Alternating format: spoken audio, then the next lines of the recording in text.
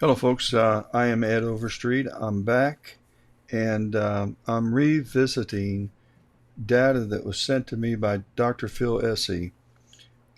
This was taken at his remote observatory in Chile.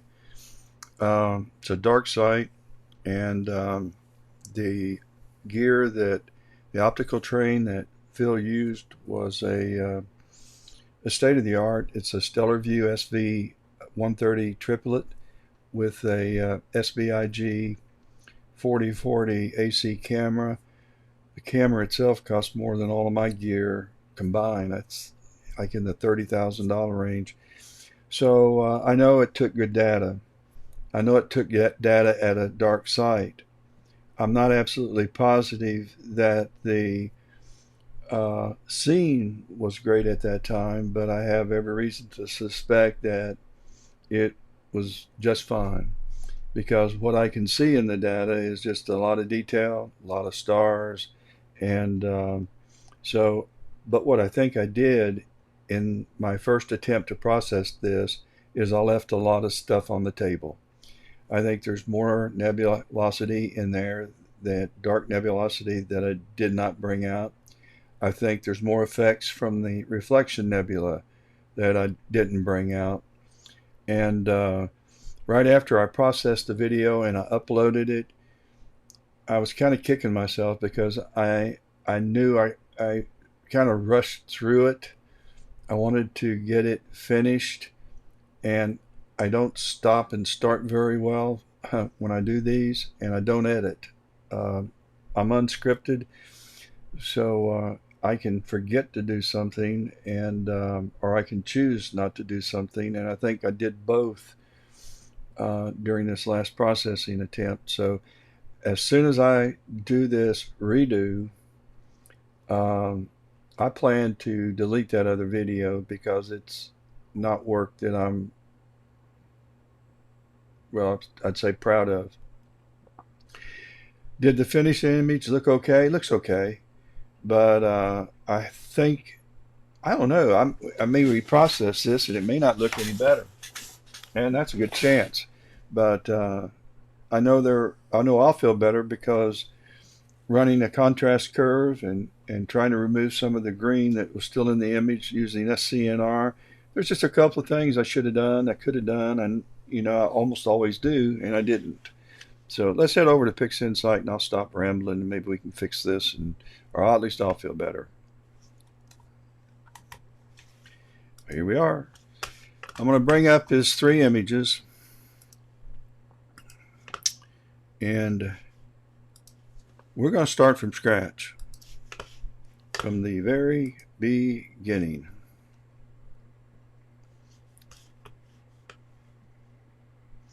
And this is the red channel. A lot of data, a lot of stars, green. I don't know why those two were stretched. And the blue. Okay. The first thing that I'm going to do is I'm going to match the luminosity of each of these so that they are exactly, well, close to being the same. I'm going to bring up RGB combination though, and let's see what we've got. If I remember, it's got a very strong green bias. No, it's a red bias.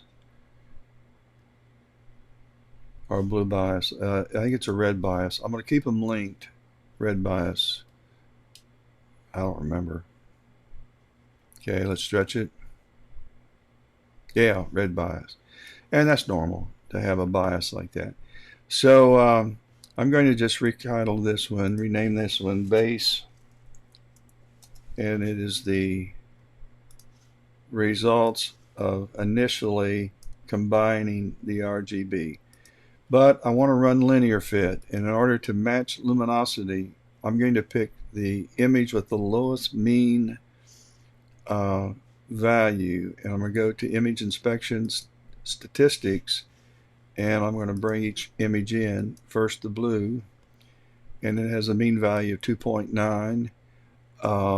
The exponent is 303, and then we have green, which is 3.2. That's higher, so blue's lower than that. And we have red, that's 4.403. So blue, and I remember that, blue is the channel I'll be using as a reference. So I'm going to bring up linear fit, and all of these processes, and these are either processes or they're scripts. Most of them are processes, and they can all be found under process. So linear fit is just go on to all processes and go down to linear fit and RGBs. So I'm going to put the blue channel as my reference, and let's open up the red and apply this, and we can put that back. And let's open up the green.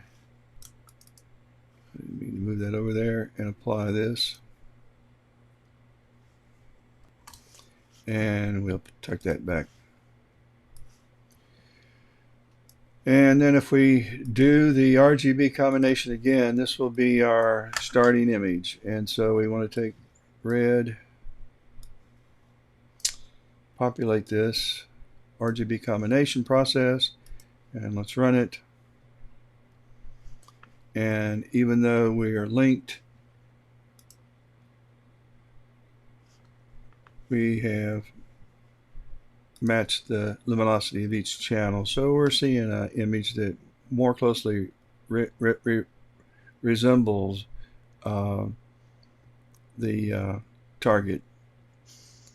All right, close out channel combination. I'm going to rename this RGB, LF for linear fit, make a clone, and tuck that over here. And now I'm going to run DBE. The last time I did this, I went ahead and did the blur exterminator and built a mask to protect the galaxy from blur exterminator. And when I was finished with the image, I could see that not the galaxy, the cluster was, the stars were proportionally different than the surrounding stars. And it's because I deconvolved all the rest of the stars. So I won't do that this time, but we're not doing blur exterminator now. We're doing dynamic background extraction. Again, it's a process that can be found under processes. These are the baseline settings that I start with. And actually, this is a process that I use. I'm going to use this one because those already had sample points set, and I don't want those edge samples, so I'm going to do it manually. I wanted to take the sample size and change that though to about 120. Those are going to be good sample sizes. I'm going to run subtraction first, but these are the typical settings that I use as my baseline. And I'm going to put one of the settings there, one between the nebula arm that comes down, and one there, probably one in here. I don't need that one there. Let's put one up here, there, there,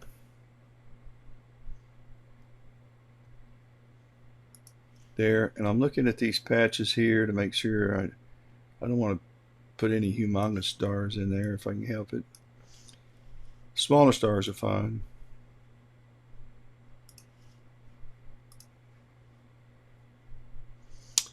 And I think I'm getting into some of the nebula here, but all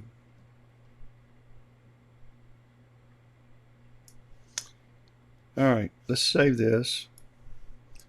And I'm going to run it probably twice. I'm going to run it as division first and see what it does. And I expect to see some wavy green and kind of brown, purple, purple reddish, brownish gradients being worked on. At least I'm hoping. So let's run this.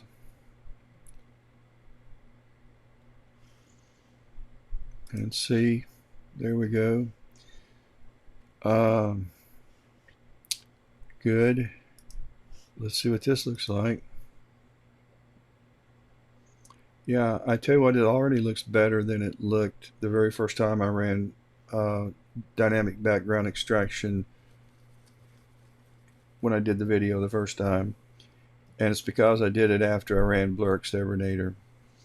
It, okay, so I'm going to close this out, reopen it. The same sample points are being applied, and this time I'm going to run subtraction, which typically kind of makes a difference with the vignetting issues. And so, yep, very similar to the first gradient. So let's see what this looks like. Let's stretch this. Wow, does that look a lot better than it did the first time if you saw that video? And I remember it. I wasn't happy with the gradient after I ran DBE at all. So let's change this to, it could be in my sample points. We're just in we're in the wrong place. And I don't think so, but all right, now we're going to run Blur Exterminator. And you remember the very first time I built a game mask to protect this cluster from being having the stars reduced in size so much that it took away from the cluster, because I love the way it looked. Well, I'm not going to do that now. We're going to run Blur Exterminator. We are going to do something different though. I ran this up to 0.35 and I'm going down to 0.20. These stars are really, really, really small and blocky, and these real small stars, and they're just kind of blocky looking, and there is no point spread. I mean, I don't know how you deconvolve this. I don't know how any software could deconvolve this. So it really should have been drizzled, the image. That's my only critique. And if it was, then there would be twice as many pixels as there are in the image now, and it'd be twice the size. But these stars would be less blocky and rounder. So that's that. Let's run it. Okay, so we have run deconvolution, and I think so far everything's looking pretty decent. Let's close this out, and it's time really to consider noise reduction. And I don't know, I just don't think it needs it. And if it doesn't need it, don't do it. The only noise reduction tool I would run at this time would be multilinear transformation, and I would use these settings and create a preview mask by adjusting this, and with a real-time preview. But I don't think, there's just no need, so we'll not be running that. And it's time to color calibrate the image then. So we'll bring up spectrophotometric color calibration, and I want to make sure that it's still plate solved. So if you click on the image anywhere, it's going to tell you a lot of good information. The XY tells you the location of your cursor. You have the value of your red channel, your green channel, and your blue channel. And since I'm on the background, they're pretty identical, 38, 39, and 27, because we did the linear fit. So, but when you get into here, you see that your values do become a little disproportionate. Your blues jump, and so I'm seeing a good bit of green and blue in this area right here, and there is a good bit of green and blue. So we'll deal with that. But right now, what I want to do is I wanted to make sure that our image is still plate solved. And when you make some of the tweaks, at times you can lose your plate solved data in the fits. It gets written over somehow. But the last two lines, the A, which I guess is alpha, and the B, beta, those are your RA and your DEC coordinates. So they're there. So spectrophotometric color calibration will have no problem reading that data. What I do need though is I am going to run background neutralization during this process as opposed to running it as a standalone. So I need to find a background. You don't have to do that, but here's one right here. So let's take a box and let's just go like so. And let's bring up from preview and pick it. So it's populated. The only other thing we need to do, I don't know what sensor the SBIG4040 AC uses. I know it has a 9 UM pixel. I mean, it's huge. And the sensor is 36 millimeters by 36 millimeters. Wow. It's a big one. But we're going to just use the ideal QE curve. I do know that he was using Basder red filters, and I already did the red. Don't be ornery with me. Did red, green, and blue. Got that wrong. Okay, and these are 3 hours each. So there's 9 hours of total integration time in this nebula. So I know there's more data than I got. I just know it. I'll be surprised if there isn't. So let's, you know what? I don't like where I did that preview. It's right in the nebula. Let's go up here. Preview box. And I'm going to do another one right here. Just put that there. And we'll go to preview 2. Okay, so we're going to use that preview box and we'll delete the other one. So let's apply this. Okay, that's a familiar looking scatter graph I remember from the last time. And we'll remove these previews, delete all of them.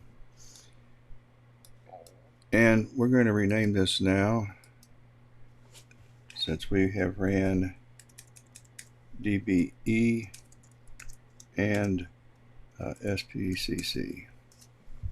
Let's make a copy. And we'll work on the clone. And it's time to stretch this image, and I don't like this histogram stretch at all. So let's bring up the histogram transformation. I'm not going to use the generalized hyperbolic stretch. I don't really like the results that I get, and I spend far too much time trying to get good results on targets like this. It's great for galaxies. It's great for more defined targets like the Orion Nebula, but I don't do really well with it here, so I lean on the histogram transformation tool. So what I want to do is I want to set this, make sure I have the right image. I want to create a well, I really don't want a preview window. I'm going to click on the plus and hit this a couple times to get my midtones and my dark slider handy to work with, and bring up the pointer. And yes, I do want the real time. And let's see, let's darken this down a little bit, and let's see. I don't want to kill my nebula, but I want to work on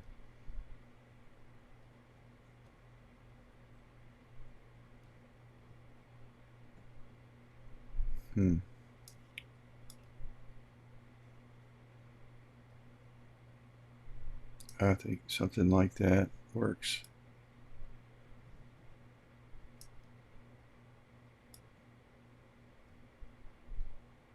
Okay, that's where I'm going to leave it. So I'm going to take this and drop this on this bar and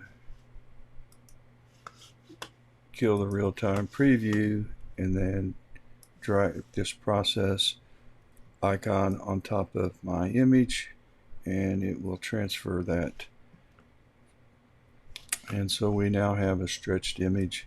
Now I'm just going to call this starless because I'm going to remove the stars now. And I'm going to make a clone. I'm going to work on the starless part. I'm going to keep the clone over here. So, as a matter of fact, we'll change this to RGB, LF, DBE, SPCC, histo for histogram transformation. Now we've got starless. I do want to build a game mask for my cluster, and I go to script utilities and game, and then we're going to add an elliptical mask. You got a choice of a multi-point or an elliptical, and I just want to protect this cluster from having its stars removed. I don't know that I can restore them, so I want to leave it alone. And I want it larger than the actual cluster because it's a gradient. And so let's create it. There it is. And let's apply that. And we're going to call this cluster mask. This whole thing may become a cluster mess. And we'll put the mask over here. We don't need to show it, and you do need to invert it though, because I want to work on removing stars from everything but this cluster. So I'm going to bring up Russell Croman Star Exterminator. I click the box, check the box, generate star image, and I check the box, unscreen the stars. And we'll apply that. Okay, so we got our stars, and we're just going to give it a new name.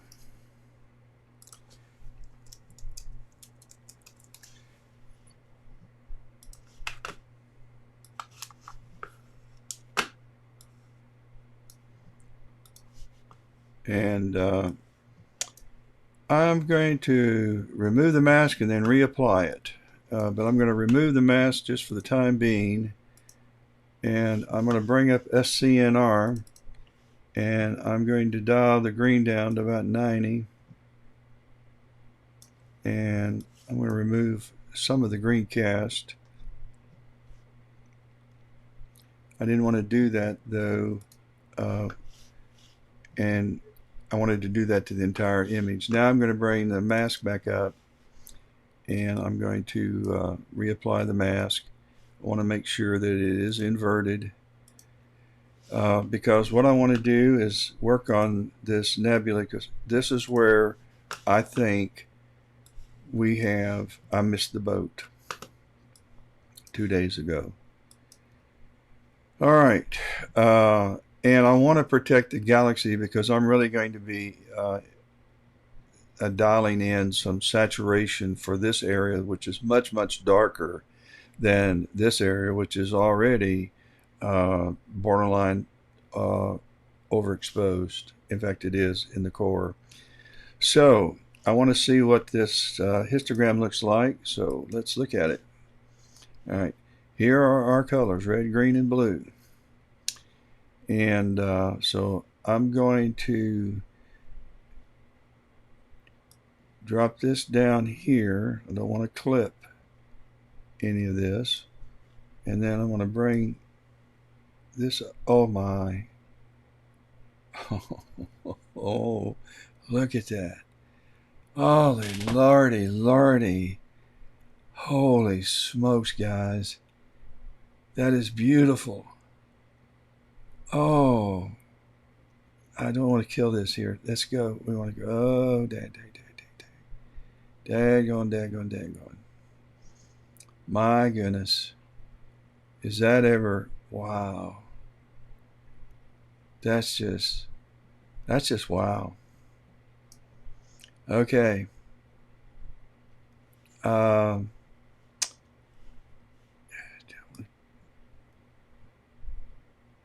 no.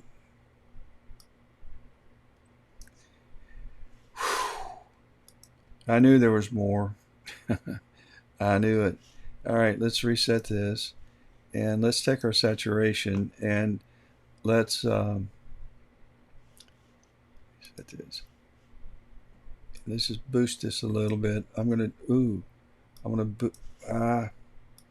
don't boost it too much. Let's boost it a little bit, and that's good.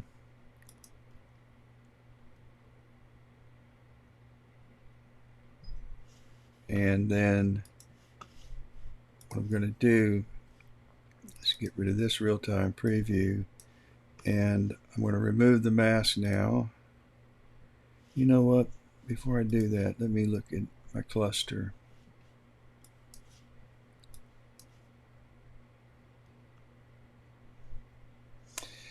Let me bring up curves, and let me go over here to the mask, and let's just work on the cluster. Let me bring up the saturation some. Let me get a real-time preview, and let's zoom in on this sucker. So let's bring up saturation. Haha, yeah, love it.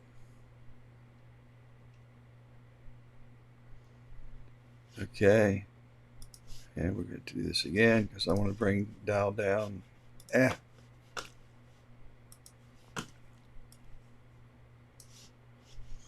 And we're going to see if we can't dial down some of the brightness in the core. Let's see, let's brighten.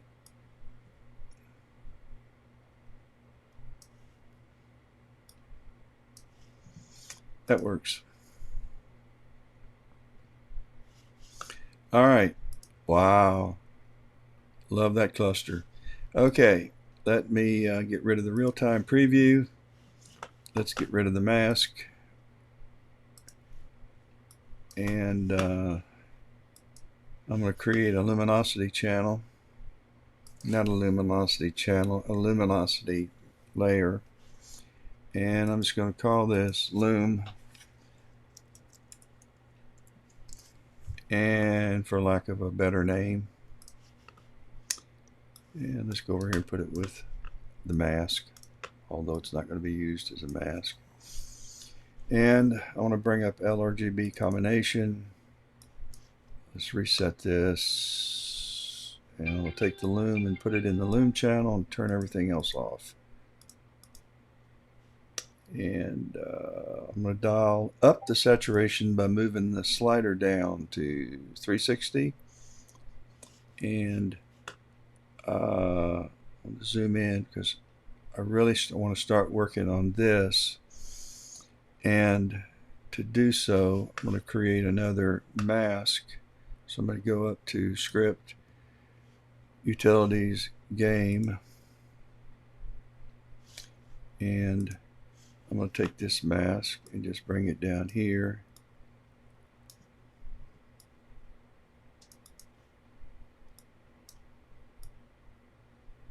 I'm going to create another one, and I'm going to put that up here where I see some more color blue. And so we're going to have two little masks here, and I'm going to apply that, and we're just going to work on this reflection nebula.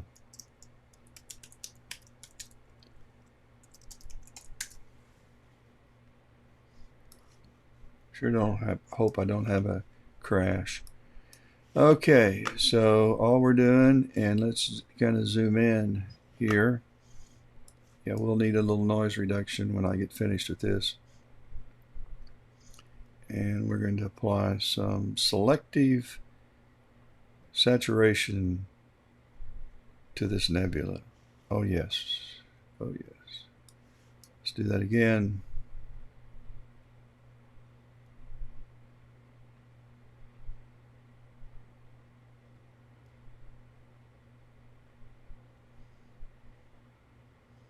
Yeah. Okay. So up here and here, the only thing that I think I'm going to do now while I have that mask up here is bring up curves and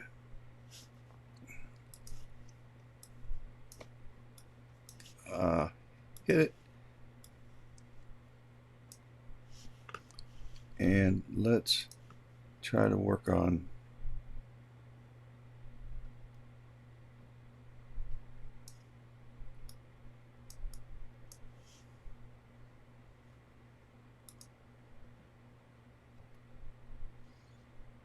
okay. Oh my, I just rushed through it last time. Shame on me. All right, let's remove this mask, and let's go ahead and do I want to run a mask? Do I want to mask out noise reduction? No, I'm going to apply it to everything. So I'm going to bring up Russell Croman's noise exterminator, and I'm going to dial it down to about 70, and we're going to execute it. By the way, I do know that I have version 2 available, and I'm using version 1.1.2, but I was having some issues with version 2, so I'll figure it out, but I didn't want to play with it today. All right. Wow. That ever looked nice? I like it just like that. Okay, let's get rid of this, and it's time to add our stars back. Now, this would be a good time for me to take you to, well, I'm going to put a link up to Bill Blanchard, to his scripts, because I'm going to be using those from this point forward, and I doubt I'll use anything else, but I don't think there's anything else I plan to do. I'm certainly not going to work with curves, I don't think, again. All the star work I'm going to do with Bill Blanchard's script. So the first thing I want to do, though, is I want to add the stars back. So I'm going to go over here to Starless for rescreening, and I'm going to drag this over and apply this. And then I need to bring my stars image back up. I'm really not going to work on the stars here. That's later. And I'm going to go over here to find my cursor. Where'd it go? Okay. Stars for rescreening. And, well, open up. And I'm going to apply it. So there are my stars. And I need to take that. I'll use that just in a minute. Starless.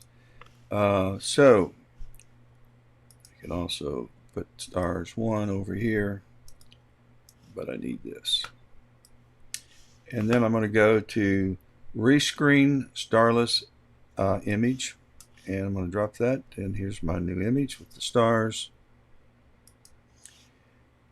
So we've added the stars back, but they're there, and they're there in an amazing abundance. This is already so much better, but I do want to bring these stars down, and big time.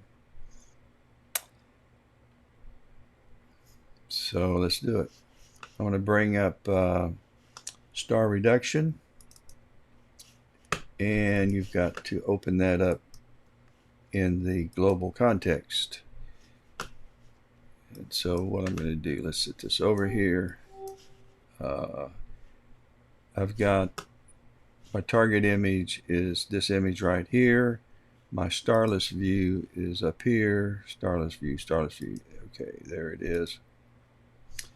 All right, so this is what I'm working with right here. Let's kind of zoom in here a little bit. And if we run any more by the way, I don't want to protect these small stars. I want to kind of reduce them, but you can initialize, run this process, and then enable small star protection. But the small stars are blocky, so I do want to go ahead and get rid of them. So I'm not going to use this. But if you execute this, then you can do that. I'm not going to do it though. I'm going to uncheck that. If I use the star method and go soft, then I'm going to see more stars. Moderate, less, and strong. It's going to really tackle them. If I run more iterations, it's going to remove even more. And I really don't want to take away from the nebula, so I'm going to probably stay with star method. If I go over to the transfer method, then I can adjust the percentages. Say 0.10 is going to reduce them a good bit, and that's a possibility. I'm not seeing the halo method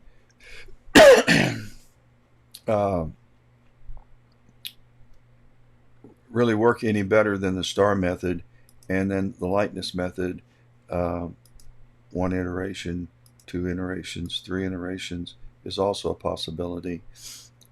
Say moderate, no, strong. I think I'm going to go back up here to the transfer method and kind of like what I see here. Let's do a stretch factor of 0.05.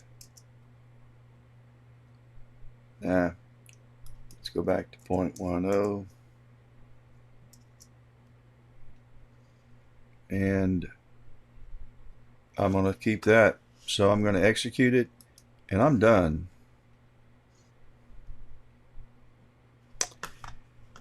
I'm going to close out of this. Thank you, Bill Blanchard, for this brilliant tool.